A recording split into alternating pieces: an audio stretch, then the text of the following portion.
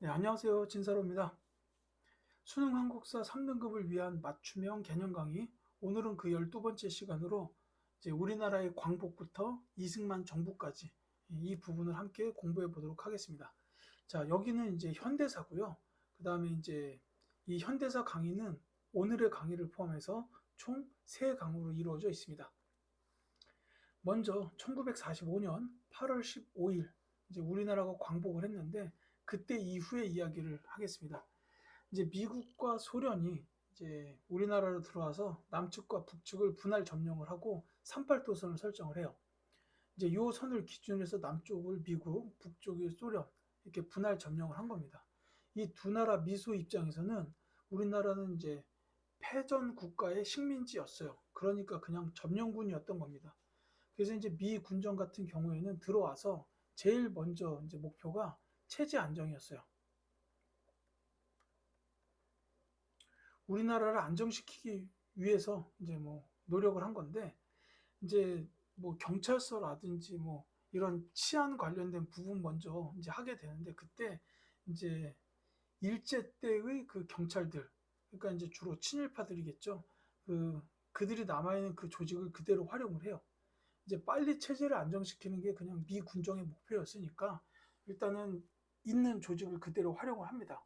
이제 그러다 보니까 뭐 이렇게 대한민국 임시정부라든지 이런 거는 이제 다 인정을 하질 않습니다. 이제 이때 그 우리나라 안에서도 건국준비위원회가 발족을 했었어요. 근데 이제 그런 조직들도 전부 인정하지 않습니다. 그냥 기존에 있었던 조직들을 활용한다라는 차원에서 이제 친일파를 그대로 썼다는 거죠. 뭐 이런 부분이 있고, 그 다음에 이제 소련의 경우에는 이제 간접 통치 방식을 택해요. 이제 당시에 북한 지역에서 발족했던 인민위원회에다가 행정권을 이양하고, 그 다음에 이제 김일성을 필두로 한 사회주의 정권이 이제 북한 지역에 수립될 수 있도록 그렇게 이제 지원을 하게 됩니다. 자, 그리고 이제 같은 시기에 모스크바에서는 미국과 소련, 영국 세 나라의 외무장관이 회의를 열어요. 그래서 이제 거기서 한반도 문제를 다루게 되는데 한반도의 민주주의 정부를 수립하기 위한 미소 공동위원회를 설치하자. 그리고 민주주의 정부가 수립될 때까지는 신탁 통치를 하자라고 이렇게 협약을 맺습니다.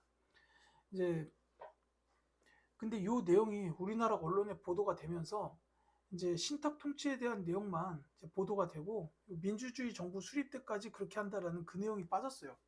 그래서 처음에는 이제 이 보도를 접한 사람들이 모두 반대 입장을 했죠.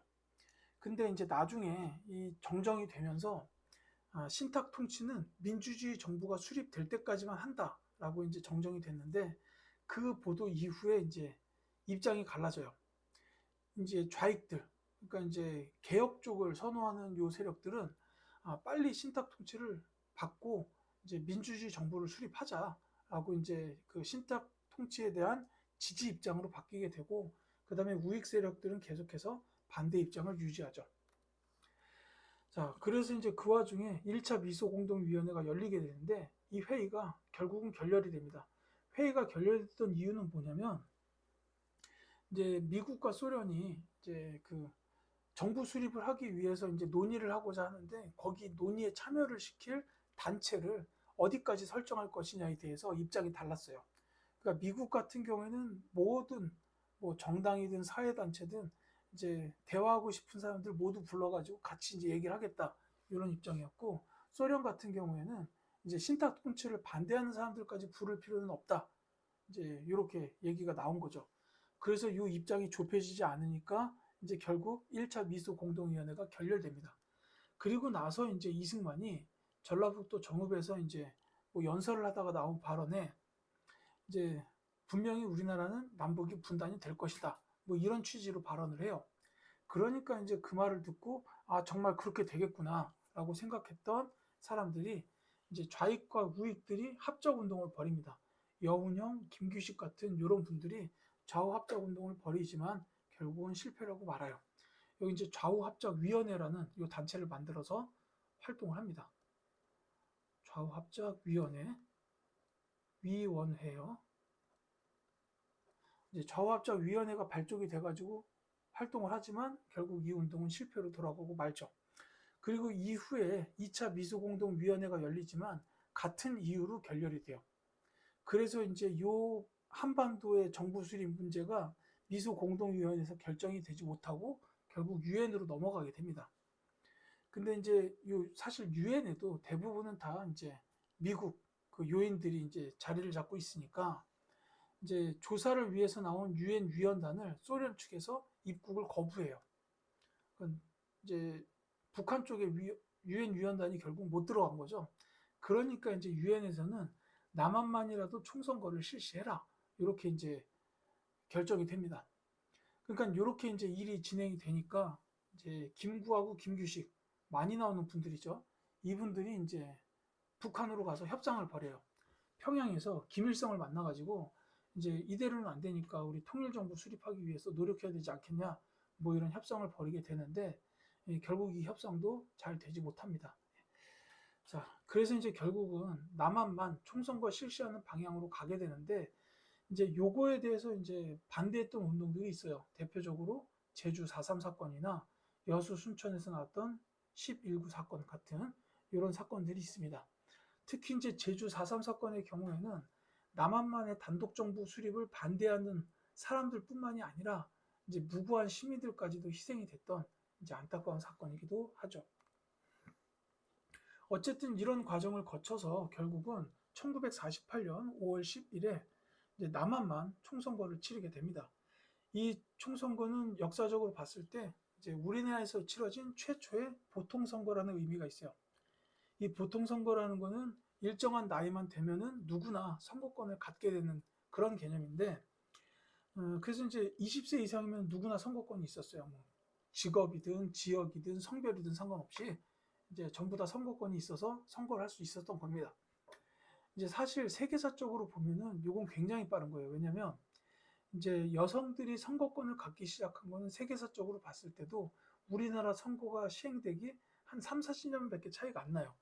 그러니까 우리나라는 이 그 민주주의의 제도를 정말 빨리 받아들인 그런 나라에 속합니다. 어쨌든 이 선거에 의해서 재헌 국회의원이 선출이 돼요. 이분들은 임기가 2년이었어요. 왜냐하면 이분들은 딱 미션이 있어요. 그 미션만 하고 이제 다음 이제 국회로 넘기는 이런 역할이었기 때문에 재헌 국회의원의 임기는 2년이었는데 이분들의 미션이 뭐였냐면 여기 나와 있습니다. 헌법을 제정한다.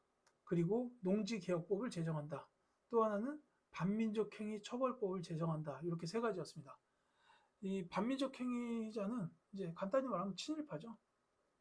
일제 강점기 때 이제 반민족 행위한 사람들, 친일파 처벌, 요거예요. 그래서 이제 요 법을 제정하면서부터 나중에 이제 반민특위, 반민족 행위자 처벌을 위한 특별위원회, 뭐 요 반민특위가 구성이 되겠죠. 요 재헌국회는 시험에 자주 출제가 됩니다. 사실 한국사 시험에서 국회가 나오면 거의 90% 이상은 재헌국회라고 보시면 돼요. 그래서 이제 이 국회가 이제 총선에 의해서 구성이 되자마자 헌법을 막 제정을 합니다. 그래서 이제 이 재헌헌법이 공포된 거는 같은 해 7월 17일 재헌절이죠. 그리고 이제 대한민국 정부가 수립된 거는 8월 15일이에요. 이 재헌국회 이 국회의원들이 이제 간선제로 국회의원들이 대통령을 뽑았어요. 그래서 이제 이승만 대통령이 초대 대통령으로 취임을 하게 되는 겁니다. 자, 이제 친일파 청산 그리고 농지개혁 요게 이제 그 재헌국회가 이제 하고자 했던 법들 제정한 거죠. 그래서 처음에 이제 반민족 행위자 특별조사위원회 즉 반민특위를 이제 구성을 했어요. 우리 영화 중에 암살이죠. 그 이제 마지막 장면을 보면 그 배우 이정재 씨가 거기 나와가지고 우통을 벗고 자기 이제 몸 배 막 이쪽을 가리키면서 여기에 총알 자국이 있습니다. 막 이렇게 얘기했던 그게 반민특위에서 한 거예요. 그러니까 이제 그 영화에서 이정재 씨가 맡았던 그 캐릭터가 이제 친일파였던 거죠. 어쨌거나 이 반민특위가 구성돼서 이제 친일파들을 조사해가지고 처벌을 내려고 하는데 이승만 정부가 좀 방해를 해요. 왜냐하면 당시 이승만 정부에 있었던 정부의 고위 관료들이 대부분 다 이제 요 반민특위의 조사 대상이었어요. 그래서 이제 이승만 정부가 방해를 하게 되고 프락치 사건 같은 게 일어나서 활동에 제약이 생깁니다. 그래서 이제 이렇게 되다가 반민특위가 결국 해체가 되면서 친일파 청산에 실패하고 말죠. 이제 이렇게 됐었고, 그 다음에 이제 농지개혁이에요. 이제 당시 뭐 세계적으로도 그렇고 이제 우리 정부에서도 이제 가장 큰 과제 중에 하나가 뭐였냐면 그 농민들이 다 자기 땅에서 농사를 짓는 거. 이게 이제 그 과제였어요. 그러니까 이제 그렇게 만들기 위해서는 대지주들의 땅을 이제 걷어들여야 되는 상황이었던 거죠. 그래서 농지의 소유 면적을 일단 제한시키고, 그래서 이제 그 범위를 넘어가는 땅은 전부 다 이제 정부에서 유상 매입을 했다는 거예요. 이제 돈을 주고 땅을 사서 정부가 사가지고 농민들한테도 돈을 주고 나눠줬는데, 이때 이제 나눠줄 때는 이제 그 땅값을 뭐 일시금으로 다 받은 게 아니라 이제 거기서 나오는 수확량의 30%를 5년 동안 납부한다. 이제 이렇게 이제 정해가지고 농민들한테 나눠준 거예요. 그래서 이제 그 조항을 지킨 농민들은 결국 5년 뒤에 자신이 농사 짓던 땅의 소유자가 된 거죠. 이제 이런 식으로 해서 농지 개혁은 어느 정도 성공을 거두게 됩니다. 그래서 농민 중심으로 농지 소유 체계가 확립이 됐죠. 그래서 지금도 이제 시골에 계시는 분들 중에 대부분은 다 자기 땅에서 농사를 지으신다, 이렇게 보시면 되겠습니다. 자, 뒤에 이어서 1950년에 6.25 전쟁이 일어나죠. 자, 6.25 전쟁이 일어나게 된 배경, 이제 일단 1948년에 8월 15일 날 우리가 정부를 수립했어요. 이제 남한이 정부를 수립했고, 그 다음에 한 달 뒤, 이제 9월 9일인가요? 이때 이제 북한에서 김일성 정권이 수립돼요. 이제 이렇게 되면서 결국은 뭐 이렇게 남북한이 결국은 이제 분단이 되죠. 그래서 이제 분단이 됐든 어쨌든 이제 정부가 수립이 됐으니까 미국과 소련은 자기들의 임무가 끝났으니 군대를 철수한 거고요. 근데 이때 철수를 하면서 이제 북한은 이제 한반도를 적화 통일하기 위한 전쟁 준비에 들어갑니다. 이 와중에 에치슨 선언이 나오게 돼요. 이건 뭐냐면 미국의 극동 방위선이 설정된 건데, 이제 간단히 말하면 이 선 안에 이제 전쟁이 벌어지면 미국이 막으러 간다 였는데, 이 선에 일본은 포함이 돼 있고 우리나라는 비켜가 있었어요. 그러니까 이제 소련이나 북한에서는 이제 여기서 전쟁을 일으켜도 미국은 들어오지 않겠구나라고 생각할 수 있었다는 거죠. 그래서 이게 이제 6.25 전쟁의 한 계기가 되는 겁니다. 여기에 이제 우리나라가 제외가 돼 있었어요. 에치슨 라인이라고 부르는 그 라인에 우리나라가 빠져 있었던 겁니다. 그래서 이제 6월 25일 날 새벽 4시에 이제 북한군이 남침을 하게 되죠. 남침입니다, 이거. 북침으로 오해하시면 안 돼요. 북한군이 침략해서 북침이 아니라 우리가 얻어맞았기 때문에 남침이에요. 어느 분이 이렇게 설명하셨는데, 내가 내 손가락으로 다른 사람의 항문을 찌르면 그거는 똥침이지 손침은 아니지 않냐, 뭐 이런 식으로 말씀하셨어요. 그 말이 맞습니다. 얻어맞은 사람 입장에서 남침이라고 표현해야 되는 거예요. 어쨌거나 북한군이 남침을 했고, 그래서 3일 지나서 서울이 함락이 돼요. 이제 뭐 그러면서 유엔에서 이제 결의가 그 뭐 참전 결의가 이루어지고 파병을 하죠. 이제 그 과정에서 초기에는 계속 밀리니까 뭐 낙동강까지 내려가게 돼요. 이렇게 한반도가 있으면 이 낙동강 방어선 이쪽쯤 이렇게 이제 구축이 되고, 나머지 지역은 전부 다 이제 북한군 쪽에서 이렇게 다 차지했었다라고 보시면 되겠습니다. 이제 뭐 다부동 전투 같이 이렇게 막 방어선을 사수하려는 치열한 전투들이 이 시기에 있었죠. 그랬다가 이제 9월 15일에 미국에서 메가더 장군이 인천 상륙작전 이렇게 들어와요. 이거 좀 더 위에요. 이제 메가더 장군이 이렇게 인천 상륙작전 들어오게 되고, 여기서부터 이제 다시 우리나라랑 유엔군이 힘을 합쳐서 9월 28일 날 서울을 다시 수복하고, 그 다음에 이제 38선을 돌파한 게 우리 국군이 좀 더 먼저 통과해요. 10월 1일. 그래서 이제 10월 1일이 국군의 날이 된 겁니다. 그리고 압록강까지 올라가죠. 여기 이제 국군과 유엔군이 압록강까지 올라가고, 이제 여기까지가 우리나라 영토의 그 경계선이니까 이제 전쟁이 거의 끝났구나라고 생각하던 그 시점에 갑자기 중국군이 들어옵니다. 이제 사실 6.25 전쟁은 이제 미국 그 우리나라랑 북한의 전쟁이기도 했지만, 냉전 시기에 그 자유민주주의와 사회주의 진영의 전쟁이라고도 볼 수 있어요. 그러니까 이제 공산화되었던 중국이 이제 들어온 거죠. 그래가지고 워낙 인구가 많고 막 이제 군인 숫자가 많고 막 이러니까 이제 다시 밀리게 돼요. 그래서 이제 흥남 지역에서 배를 타고 막 몇만 명이 철수하기도 하고요. 이제 그 과정을 거쳐서 결국은 다음해 1월 4일 날 서울이 이제 다시 이제 좀 넘어가죠. 그래서 이제 그걸 일사후퇴라고 부릅니다. 이후에는 서울을 다시 되찾지만 38선 근처에서 계속해서 이제 전선 교착 상태.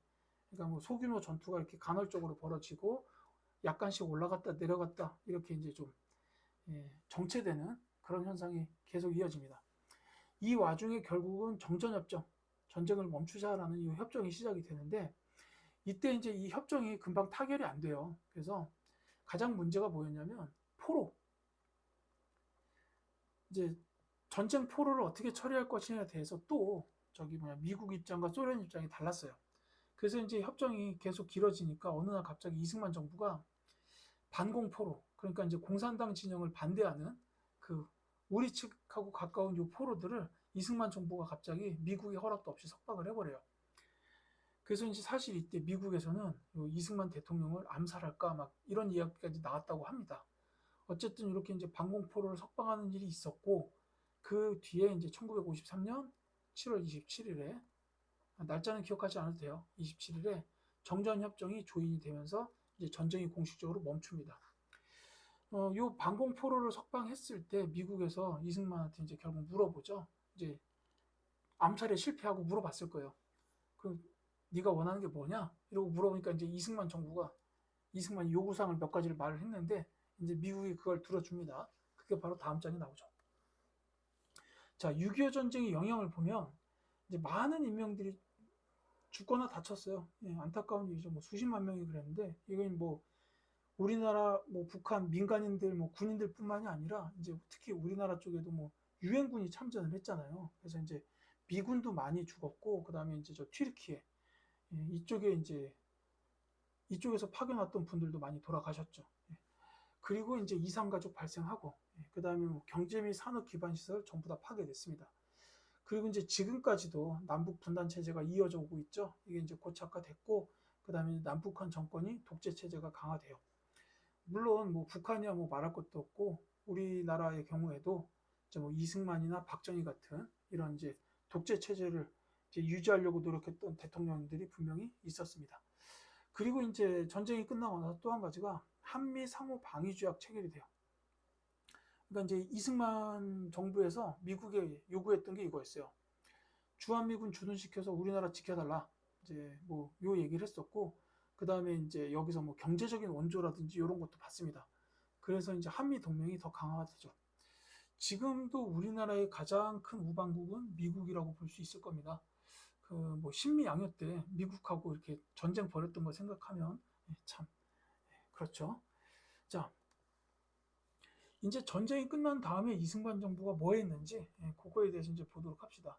이제 이승만 대통령이 장기 집권을 시도해요. 이제 한번 대통령 해보니까 계속하고 싶었나 보죠. 그래서 이제 먼저 한 일이 헌법을 바꿉니다. 그게 이제 발췌 개헌. 이제 헌법을 바꿔요. 그래서 이때 이제 가장 주요한 내용은 뭐냐면 대통령을 직선제로 바꾼 거예요. 지금도 대통령은 직선제잖아요. 근데 이때 대통령 직선제로 바꿨던 이유가 뭐냐면 그 전에 이제 재헌국회에서 만들었던 헌법에 의하면 대통령은 간선제, 국회의원들이 뽑는다였어요. 근데 이제 이 시기쯤 되니까 이제 이승만이 그 국회의원들 사이에서 지지가 거의 없는 상태였어요. 그러니까 이대로 그냥 다음 선거에 나가게 되면 자기가 대통령이 될 가능성이 거의 없는 거다. 이렇게 판단을 하게 된 겁니다. 대신에 이제 국민들은 이제 이승만이 대통령 출마하면 지지해줄 생각이 있었어요. 왜냐하면 이분이 어떤 분이냐. 이분이 역사책에 나오는 활동 기준으로 본다면 무려 독립협회 때부터 활동을 하십니다. 그러니까 독립협회에 계셨던 분이에요. 독립협회가 언제예요? 그 저기 고종이 아관파천 러시아 공사관으로 피신했을 때 그때 나왔던 우리나라 최초의 시민단체 아닙니까? 그러니까는 그게 1890년 뭐 그때쯤인데 그때부터 이제 이렇게 나라를 위해서 일을 하셨던 분이라는 거예요. 그러니까 뭐 임시정부에서 대통령도 하셨고 막 이러니까 국민들 입장에서는 이승만이 출마하면 찍어줄 수밖에 없는 거예요. 의리 때문에라도. 그래서 이제 국민들 사이에서는 지지가 있었는데 국회의원 사이에는 지지가 없으니까 직선제로 바꿔야 내가 대통령을 계속할 수 있겠구나 해가지고 이제 직선제로 바꿉니다. 그래서 결국 이제 국민들의 지지를 얻고 2대 대통령으로 당선이 되죠. 그 다음에 이제 3대 대통령을 하고 싶은데 이제 이때 헌법은 어쨌냐면 4년 중임제였어요. 지금 미국이 채택하는 그 대통령 제도일 거예요. 그러니까는 임기는 4년인데 한 번 더 선거에 출마해서 대통령이 되면 4년 더 하고 끝. 이제 길면 8년이다 이 얘기죠. 그래서 이제 2대 대통령이 끝나갈 때쯤 되니까 이제 한 번 더 하고 싶은 거예요. 그래서 또 헌법을 바꿔요. 그게 이제 445의 개헌인데 거기 한 줄이 들어갑니다.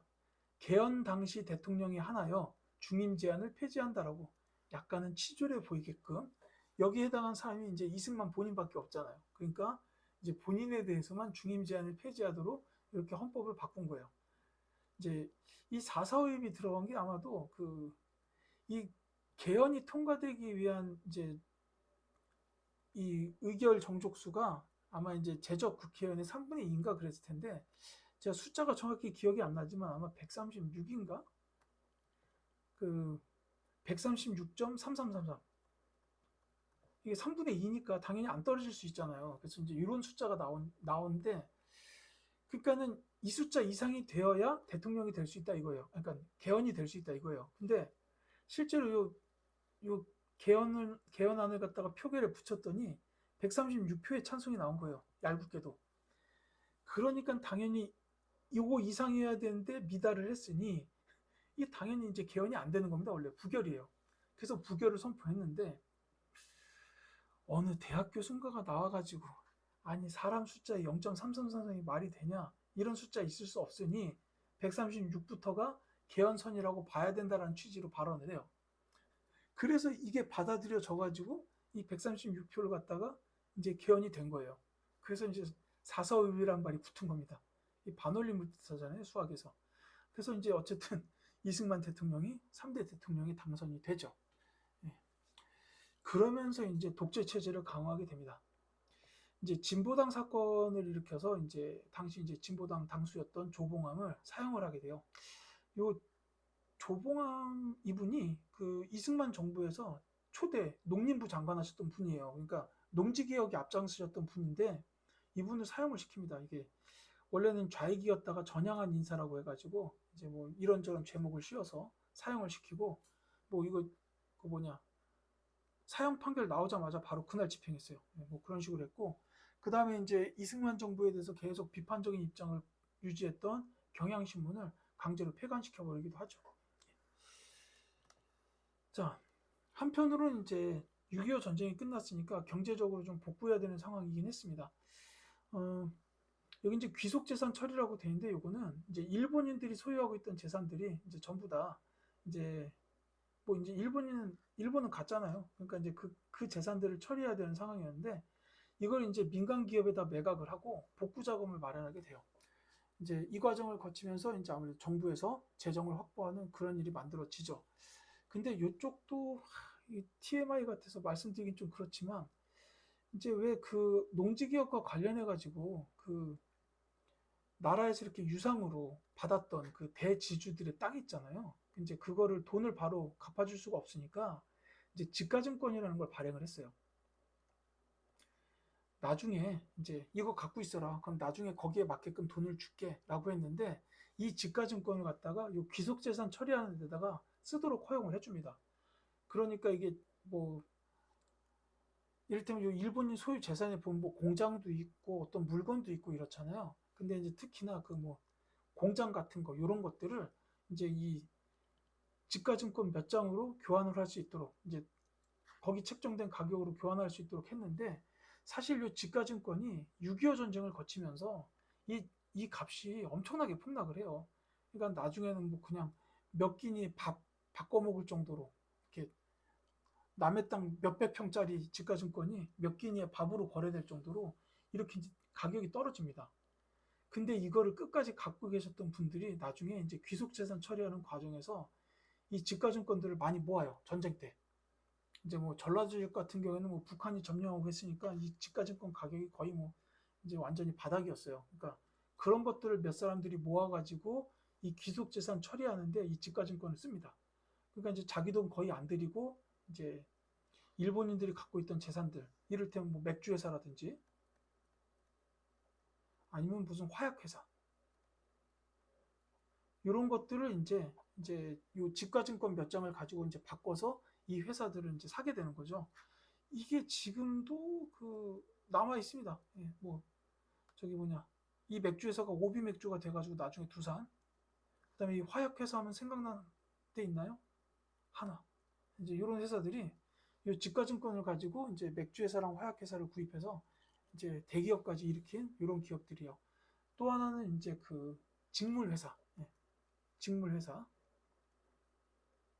일본인이 갖고 있던 직물 회사를 지가증권을 인수해서 선경. 이게 이제 성경이라면 모를 수도 있는데 SK가 여기에 해당하는 회사입니다.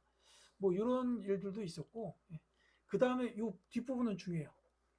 이제 한미 상호 방위 조약에서 이제 미국이 경제 원조를 한다라는 그런 조항이 있었어요. 그래서 이제 당장 뭐 이제 국민들이 힘드니까 식량 문제 해결을 한다든지 이런 부분들을 미국의 경제 원조를 통해서 이제 해결을 했었고, 또 한 가지는 삼백산업. 요건 가끔 선지에 나옵니다. 면화, 그러니까 면이죠. 그 옷, 면, 그리고 밀가루랑 설탕. 이게 지금 보면 알겠지만 생산물들이 죄다 하얀색이에요. 그래서 삼백산업이라고 불렀는데 이 삼백산업이 발전하는 그런 계기가 되기도 합니다. 그래서 이제 요 삼백산업 특히 이게 이제 시험에서 가끔 등장하는 키워드입니다. 자, 그리고 이제 요 다음에 요 4.19 혁명. 요건 굉장히 중요하죠. 자, 이 4.19 혁명은요. 학생과 시민의 힘으로 독재 정권을 무너뜨린 민주주의 혁명이다. 이제 이거 꼭 기억해 주십시오. 우리나라 현대사에서 여러분들이 기억하셔야 되는 민주화 운동이 크게 세 가지가 있어요. 첫째는 4.19 혁명, 그리고 둘째는 5.18 민주화 운동, 그리고 세 번째는 6월 민주항쟁입니다. 그 중에 첫 번째가 바로 이 4.19 혁명이에요. 1960년에 있었죠. 이 3.15 부정선거. 이때 이제 대통령하고 그 다음에 부통령 선거가 있었는데 사실 대통령은 문제가 아니었어요. 이제 이승만 대통령은 이미 그냥 자기가 평생 대통령 선거에 출마할 생각이었고 이제 당시 국민들은 이제 이승만이 대통령 나오면 그냥 찍어줄 생각이었던 거예요.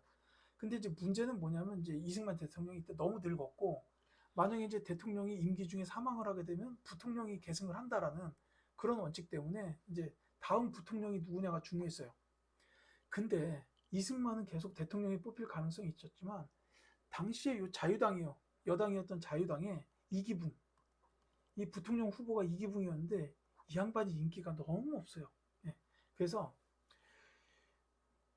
이 이기붕을 부통령으로 만들어 놔야 이제 자유당 여당이 계속 집권을 할 텐데 이게 이제 선거로 뽑힐 가능성이 거의 없다고 판단이 되는 거예요. 그러니까 이제 부정선거를 저지른 거예요. 이제 어느 마을에 선거할 사람이 선거인단이 100명인데 이기붕 표가 뭐 120표가 나온다든지 뭐 이런 일이 생긴 겁니다. 말도 안 되잖아요. 그러니까 이제 부정선거죠. 그래서 이제 이 선거 규탄 시위가 발생했습니다. 당연히. 이거는 뭐 시민들이 용납이 안 되잖아요. 기껏 선거했더니 부정선거라면 그러니까 시위가 발생을 했어요. 그랬더니 이제 정부가 강경 대응으로 나간 거예요. 근데 이제 이 와중에 이제 김주열 학생이 이제 시위를 했던 김주열 학생이 실종됐다가 마산 앞바다에서 시신이 떠오릅니다. 그러니까 이제 이 사건이 벌어지고 나니까 이제 시위가 더 이제 확산이 됐죠. 더군다나 이제 그 대학 교수들까지 이대로는 안 된다. 너네 이제 정치 그만해. 뭐 이런 식으로 시국선언을 발표를 합니다.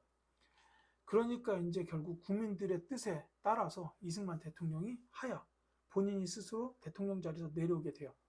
그리고서 이제 허정의 과도정부가 수립이 되는데 이후에 이제 헌법이 내각 책임제로 바뀌게 되고 그 다음에 이제 장면 총리에 의한 다음 정부가 수립이 된다. 이제 이런 흐름으로 가게 돼요. 자, 이거 보시면 알겠지만 이 4.19 혁명은 대단히 큰 의미를 가지고 있습니다. 이제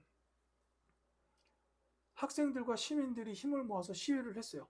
이제 물론 뭐 그 전에 3.1 운동이나 이런 부분들도 그 우리 민족의 정신을 반영하고 있다고 볼 수 있죠. 그런 정신들이 이 4.19 혁명까지 이어졌고 그 뒤에 이제 5.18 광주 지역의 민주화 운동이나 아니면 87년에 6월 민주항쟁 이런 걸로 이어진 거고 이제 가장 최근에는 2016년에 이제 그 그 박근혜 대통령 관련된 국정농단 사건 뭐 이런 거에 의한 그 대규모 촛불 집회라든지 이런 거 있지 않습니까? 이제 이런 게 다 우리 민족의 정신들이 계속 이어져 온 결과가 아닌가라는 생각이 드네요. 어쨌든 이제 요 4.19 혁명도 이제 시험에서 자주 출제가 됩니다. 4.19 혁명이랑 5.18 민주화운동, 6월 민주항쟁 중 한 문제는 시험에 나온다라고 보셔도 되겠습니다. 자, 이렇게 해서 이제 오늘 이야기를 마치면서요. 이제 핵심적인 부분을 말씀을 드릴게요. 이제 광복 직후에 38도선이 먼저 설정이 되고 그 다음에 흐름은 좀 이해하실 필요가 있습니다. 모스크바 3국 외상회의, 그리고 1차 미소공동위원회, 좌우합작운동, 뭐 2차 미소공동위원회, 남북협상, 50총선거 이렇게 이어지고 이제 이 다음에 정부 수립을 하죠. 이승만 정부가 수립이 됩니다. 이걸 뭐 시간 순으로 자세히 암기하실 필요는 없겠지만 이런 일들이 정부 수립 전에 있었다. 이 정도는 알아두셨으면 좋겠어요. 그러니까 이 시기에 일어났던 일로 옳은 것은 했을 때 이제 정부 수립, 광복과 정부 수립 사이에 있었던 일이다 정도는 여러분들이 알아두시길 바랍니다. 그 다음에 재헌국회, 시험에 자주 나오죠. 재헌국회가 한 일은 크게 세 가지예요. 헌법을 제정했다, 농지개혁법을 제정했다, 반민족행위 처벌법을 제정했다. 이렇게 세 가지는 기억해 주시기 바라고요. 이제 6.25 전쟁 같은 경우에도 앞선 거랑 비슷하게 이게 6.25 전쟁 중에 있었던 일이다 정도는 기억하실 필요가 있어요. 사실 여기서 가장 많이 출제된 키워드는 인천 상륙작전이에요. 사실 이거는 작전이기 때문에 다른 선지를 보면 대부분 전쟁하고 관련 없는 단어들이 나열되는 경우가 많아요. 그래서 아마 6.25 전쟁 관련 문제가 출제되면 풀기가 어렵지는 않을 겁니다. 그 다음에 이승만 정부가 한 일, 자, 발췌 개헌, 직선제로 개헌한 거 있죠. 그 다음에 이제 4.4.5.2 개헌, 이거 이제 삼선 개헌으로 볼 수는 있지만 실제로 이제 이승만이 장기 집권의 개헌이에요. 이제 그렇게 보시고, 그 다음에 이제 미국 원조에 의해서 300산업을 발전시켰다. 이건 기억해 주실 필요가 있겠습니다. 그리고 이제 4.19 혁명 자주 나오죠. 자, 이 관련된 키워드는 3.15 부정선거라든지, 그 다음에 김주열 학생의 시신이 마산 앞바다에서 떠올랐다.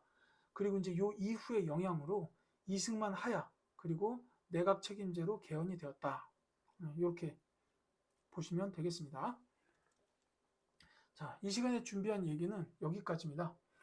지금까지 시청해주신 수험생 여러분 진심으로 감사드리고요. 이제 다음 시간에 뵙겠습니다.